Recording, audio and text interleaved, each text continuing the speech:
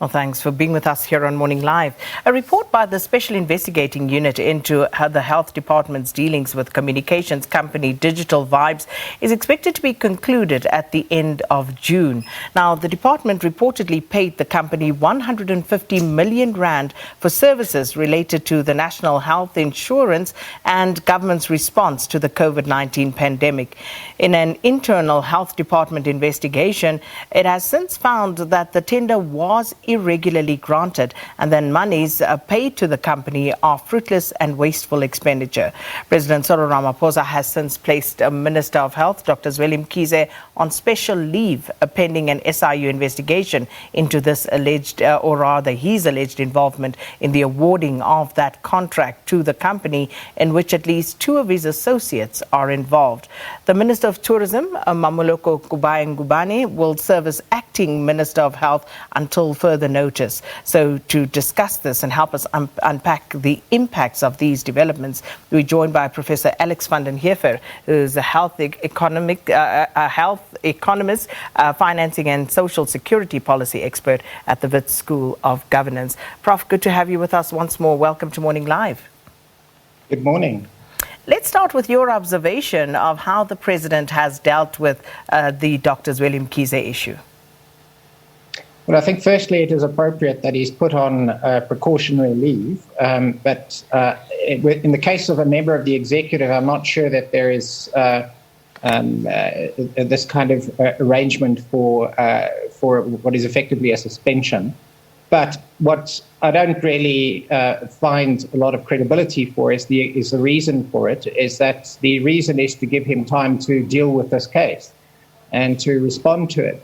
The normal reason that in the public service or anywhere where you're dealing with the possibility of misconduct, precautionary leave or the removal of the person who might be, the person is removed in order to prevent any possible contamination of the investigation.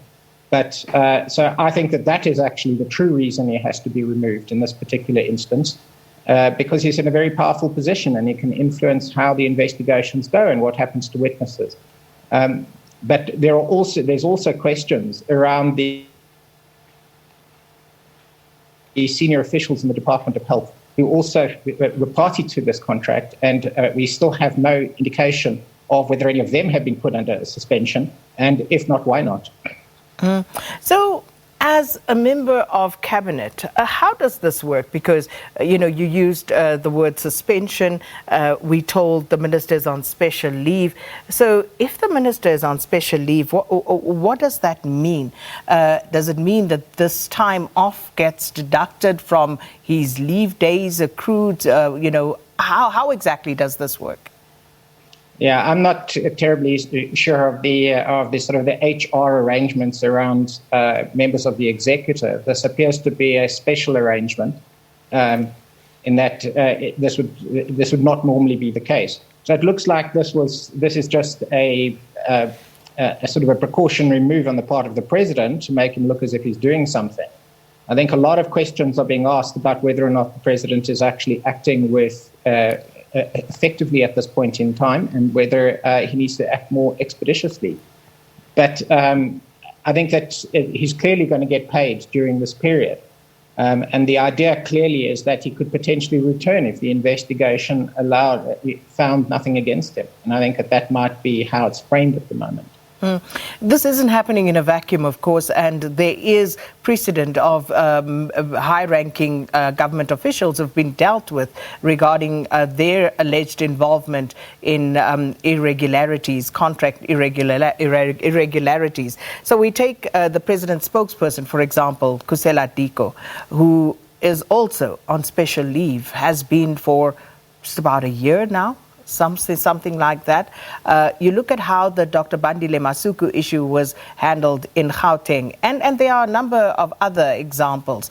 So given that backdrop, is it fair for people to start questioning how the president is dealing with this, and whether he's not dealing with this to his own benefit within the party, rather than what it means, the optics of this for the state? Well, I think that this is actually quite an important distinction, because if we look at what should have happened in this instance, is that the minister should have responded to Parliament and answered questions there. And what he said was, no, I'm not going to speak to you, but I'm very prepared to speak to the Integrity Commission of the ANC. And the Integrity Commission of the ANC, I'm afraid, is a body that has no real standing anywhere, and it has no real relevance in a matter of state. And that Integrity Committee appears to whitewash people. So Bandile Masuku and Diko, for instance, have been told they can be reinstated within the party structures. That which is a direct contradiction of the evidence on the contracts that they were involved in. And so we need to see completion of the actions against those individuals, and to note that Diko's, there's a relationship connection into this particular matter as well that has to be properly investigated. But to run to the ANC for some kind of integrity committee decision, instead of going to the structures of state to respond to this issue, and the reporting structure is to the president within the executive and to Parliament for the executive, and he just blowed off. That, I'm afraid, is just unacceptable. So ministers serve at the behest of the president. And as a president who has said he's here to clean house, he's here to deal with corruption, what sort of message does this send? Because the president, as at his discretion, and obviously it is at his will to actually deal effectively with a minister, because, as I said, they actually serve at his behest. He's in a position to remove the minister overnight, and not even to provide reasons, as we've seen before. In this particular instance, there would be valid reasons for his complete removal from office. But it appears as though the decisions are being made based on some other kind of political calculation, and those political calculations are not in the public interest. They're political calculations that have to do with the internal machinations between factions within the ANC, and that is not a matter of state. We have a president that is sitting in a position of state. That's why he's there. He must actually act in relation to the executive within the state. He doesn't go to the ANC to ask permission in order to remove a minister. That is wrong, particularly when we're dealing with corruption. In the case of corruption, we demand, basically, and require clean government. And people who have the taint of corruption around them must not be sitting in the executive making massive decisions. And this is actually the problem here, is that it does look as though factional politics is more important than matters of state. So what we often hear is that there is, of course, a maxim that you are innocent until proven guilty, and that everybody should be treated in that way. That would be the case when you're dealing with a court process, a legal process.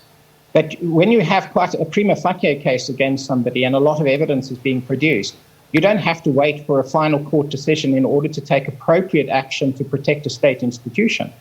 That is actually the primary responsibility of the president at this point, is to protect the state. And this is not how you protect the state. You've got to take action where you see problems. And certainly there's been enough evidence in the public domain that hasn't actually been contradicted by the minister or by any other official within the department. To a large extent, it's been confirmed. So as such, this waiting for some kind of SIU investigation appears to be a dodge, basically. And I might add one thing that I think is quite important that's not often really discussed, is that the SIU itself, as an investigative structure, operates at the prerogative of the president. So in cases where you have an investigation of members of the executive, you have the president basically okaying those investigations. That is also not right. So the issue of the hawks and organizations that investigate the state need to be independent of the state, need to be independent of the executive when they proceed. But we're left with this situation where one will ask, if the SIU comes out and says, no, he's okay, and these officials are okay, I think big question marks will hang over the SIU and its relationship to the president. So, Professor, with Dr. Mkhize being absent, what, if any, will the impact on the country's COVID-19 response be? I think, firstly, there are structures in place that mean that, to a degree, those processes are running autonomously. It doesn't mean that you don't need a minister. It just means that you've basically got a workaround. The deputy president was responsible for the vaccine rollout, and there is an administrative structure dealing with the whole vaccine process itself. The question I would have is, I'm not quite sure why another cabinet minister was given an additional portfolio in health when they have their own portfolio and their health is incredibly complex and difficult. I would have said it seems appropriate that we would have put the Deputy Minister of Health in this position. Otherwise, why do we have deputy ministers? I don't know why we have all these deputy ministers who are doing nothing in their various departments. And in this particular case, the deputy minister would have been an appropriate appointment because they would have been at least dealing with this matter for the last 18 months. So I don't understand that decision at all. Well, part of the reason is because deputy ministers are not members of cabinet and therefore they cannot stand in. They cannot replace a minister if they are on leave or have been placed on suspension or anything like that, which has brought this particular question to the fore as well. What is the purpose then of having deputy ministers, as you say in this instance, a deputy minister of health who would be perfectly capable and qualified to step into this position, but they can't? So is that another question that we ought to be grappling with? Because we know that President Ramaphosa had said at the beginning of his presidency that this is something that he would look at, trimming his cabinet. But we instead have some ministries sitting with two deputy ministers who effectively, as we've seen now again, cannot even step up if the minister is indisposed for any reason. Yeah, I'm not sure of the role of the rules concerning them stepping in. But quite clearly, if they can't step in, they shouldn't be there. So I could see some valid purpose in having, in the case of key priority portfolios, that you want to have a deputy minister in support of a principal. But if they have no other role and they're basically just sitting there catching flies and picking up a huge salary for doing nothing, then they shouldn't be there. And this is definitely showing that. But I think that particular question needs to be answered as well. What the hell is the reason for having deputy ministers? And I think that now we're stretching. For somebody who has no real competence in healthcare, putting them in charge of healthcare means that they're not really doing anything. They can't. I mean, it will take them 3 years before they actually have any sense of what's going on in the health system. So it's too complex. So firstly, the president needs to appoint people into these very complex and difficult portfolios that are competent for the job and are clean. And I'm afraid when we look at what we're seeing now in this particular case with Mkhize, I do not believe that this kind of thing has not happened before, and it's just been buried.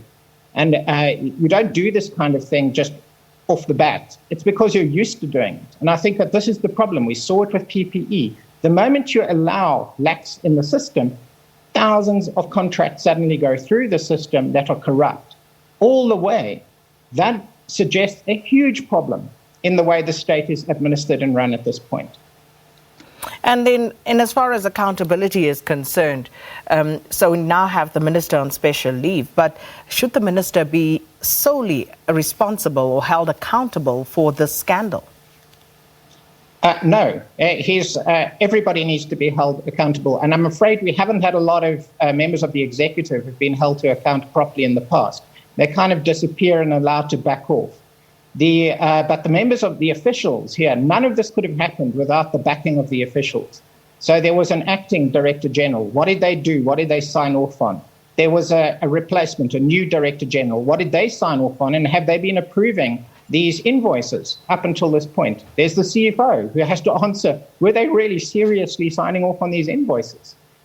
What is the accountability structure within the department? And there are serious questions about how the departments, in many cases, facilitate particular corrupt dealings that need to be fully investigated. So if this is, at the end of the day, an improper set of contracts, which it appears that it is, then it has to involve both the executive and the senior administration of the department. So moving forward, because we are still very much in the throes of a pandemic, third wave upon us right now, what would you advise the president to do if you were approached to in this instance, given that he's now asked the Minister of Tourism to act in this position. But as you said, it will take a while for the Minister to just wrap her head around all the complications around this particular matter. So what should the President do ideally? Well, what I would have done, let's say, if I were the President, in this particular instance, I would have removed this Minister 3 weeks ago. And focused on getting a really, really good person in at the ministerial level, because exactly this complex portfolio in the pandemic requires very sound leadership at the level of the executive, and it's not there, and clearly it hasn't been. Otherwise, this kind of malfeasance or potential malfeasance wouldn't have occurred. And so you focus on getting a new captain of the ship in as soon as possible. But they potentially need to go wider in selecting that person, wider than the circles they traditionally look at with a political eye. And that's an ANC political eye. Get somebody who can really do the job in that position. And if there is a change of leadership that has to happen at the level of the administration, then those positions also need to be allocated to people who are capable and competent. And serious questions have been raised around the competence of the top management within the administration and the Department of Health. Professor, thanks for your time. Professor Alex van den Heever is a health economics, financing and social security policy expert at the Wits School of Governance. And this, of course, ties in with our question of the day. We're asking you what your views are. What do you make of the Minister of Health, Dr. Zweli Mkhize, being placed on special leave by President Ramaphosa? At Morning Live, SABC.